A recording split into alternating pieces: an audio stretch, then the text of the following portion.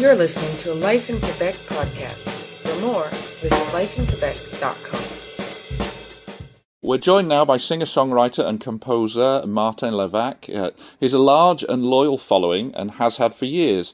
He's well known for being arguably the world's best Phil Collins impersonator, and has also crowdfunded his own album and tour.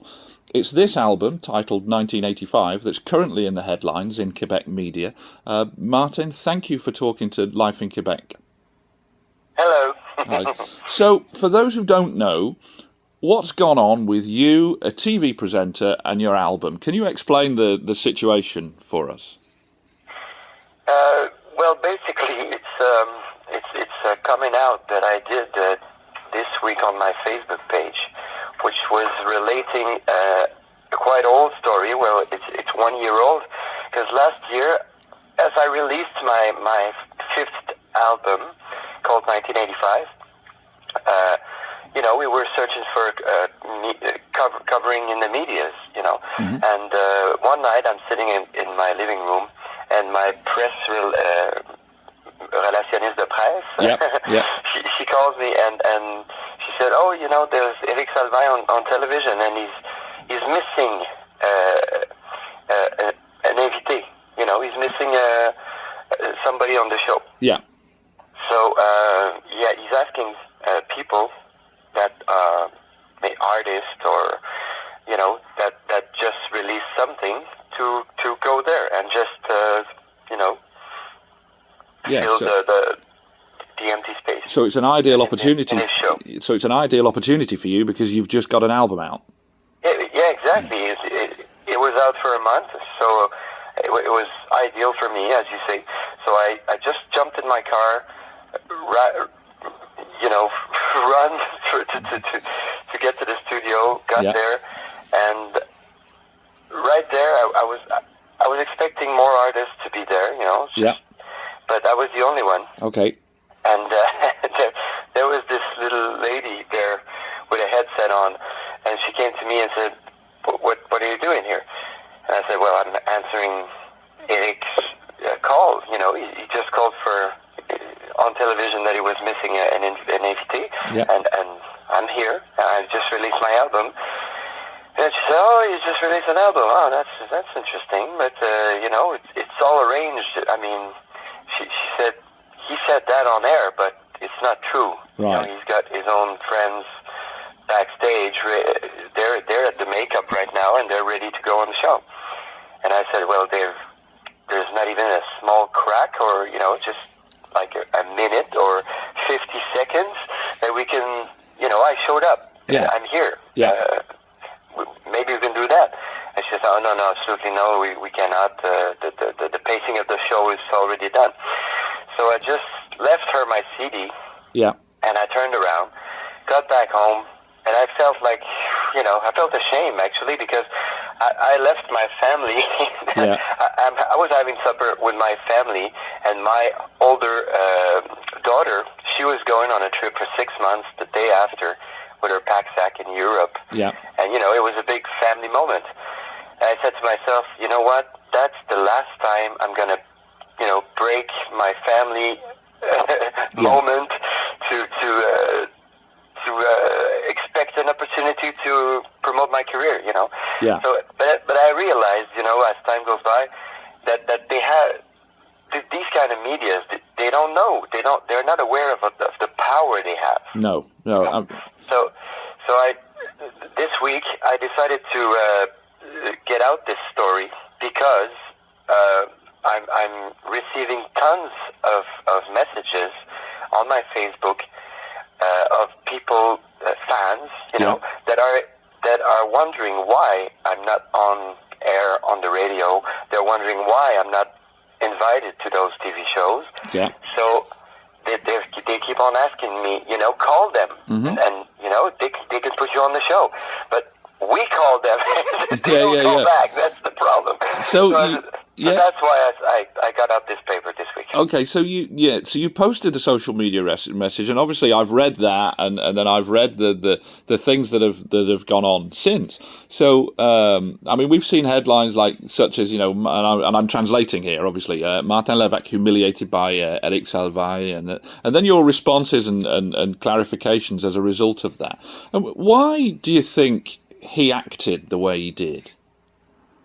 You mean Mr. Salvail? Yeah. I don't know. He's doing his show. I mean, certainly there was not any briefing when the lady gave the CD to him. Yeah. She said, "There's a nobody. He just came, and you can, Yeah. I don't know. They turned it to a joke. Yeah. It wasn't funny. No. Well, no, because, let's be honest, you're not a nobody, and you've got a decent following yourself. I know, but well, I thought so. Yeah. In Quebec City, but I don't know if you remember Pierre Lapointe when he was on Tout le monde en parle. Yeah.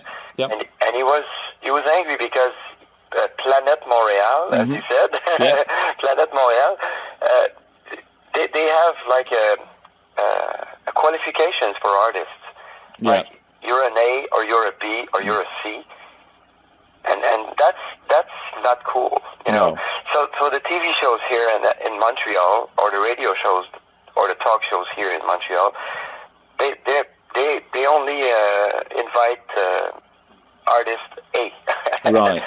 and I'm considered B or C here. Right. I don't know, but that's not the case in Quebec, and that's not the case everywhere else in Quebec, in the province of Quebec.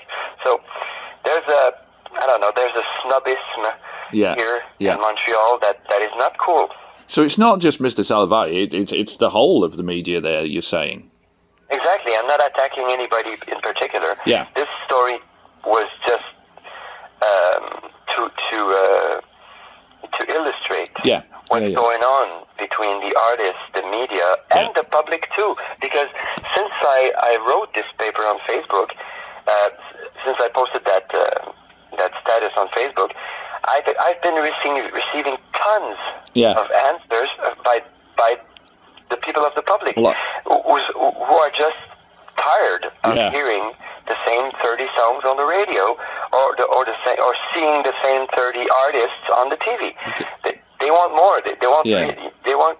I mean, we're full of talents in Quebec. There are tons of artists of all kinds who would, deserve to be on those shows, who are not. Mm-hmm. Now, on a personal level, I feel privileged that I get to go to see so many shows from a variety of artists, and I get to do critiques on them.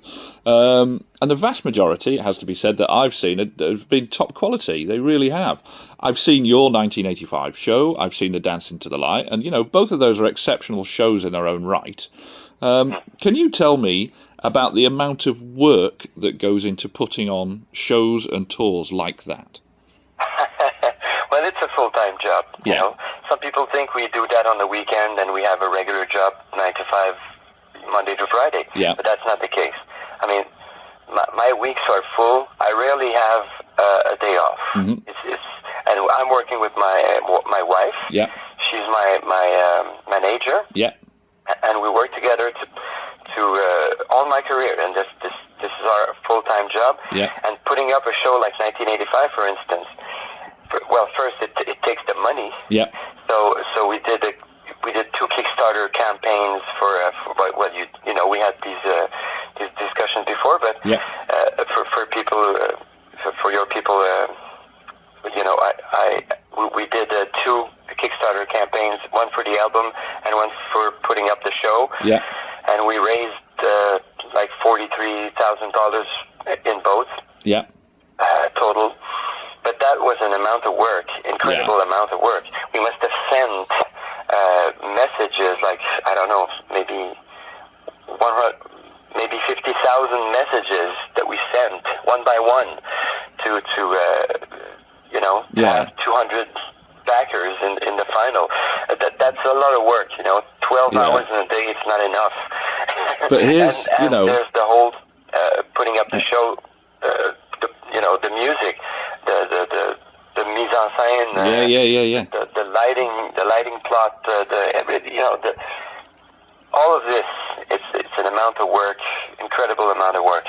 So people are not conscious of that too. No. I mean, but in order for a crowdfunding campaign to work, you need to have a network to push it to, and you've already got that. You've already got, as we've said before, you've already got a decent following. Obviously, anybody's following could always be better. Anybody in the world could say that. But so, do you think then that the Quebec talent is not getting the recognition that perhaps it should? In general? Yeah. I think so. Well, you know what is? I think it's a shame because we are not many people in Quebec. Yeah. We are 8 million? Yeah. And I think it's a shame because it's the same clique that is running, that is taking power, and it comes from Montreal. Yeah. And they're deciding for the playlist of the entire Quebec territory. So what can we do to change that, do you think? What could be done?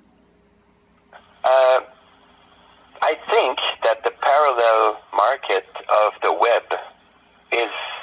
c'est en train de tout changer. Yeah. It's changing everything right now. Yeah, it is. So bands like the Vulgaire Machin, for instance, they're not members of the ADISC, of La Disc. Yeah. And more young artists are not becoming member of La Disc because you have to pay first to become a member, and they don't have accredited labels that can have a grant from Musique Action. So they're all doing the job by themselves.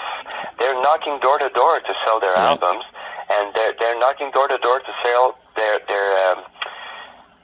show tickets, and it's working. It's a totally parallel market that is going on right now, and that's the cultural movement that we have to support. Actually, I mean, it can be. We have to bring that more. Yeah. I think we have to make people in general more conscious of that, because otherwise they think that the culture is what we serve them on TV. So you're looking or then. On the radio. So you're looking then really there's a whole other world. So really, you're looking to tap into a younger crowd, then, really, aren't you? The social media savvy crowd. Well, not exactly.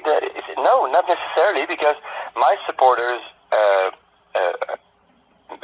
average age is 45. Okay. So they're not so young. Yeah. But they're present on the web, and the message is quite the same from one people to another. They're all tired of what they serve them on TV and radio. So they're searching a bit further for their entertainment. Well, it's certainly clear that the Quebec talent is out there. It's there. It exists. So what happens now then? Where do you and your fellow artists go from here to get this recognition? Well, I don't seek recognition really. What I'm seeking is I don't know. As an artist, you want to touch people. Yeah.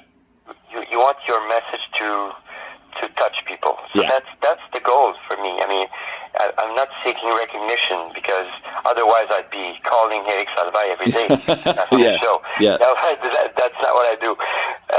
I try to put my focus on what I write, the albums I do, the shows I do, and I try to put all my heart in my work so that I can be proud of what I'm doing and just bring that to people and make people happy.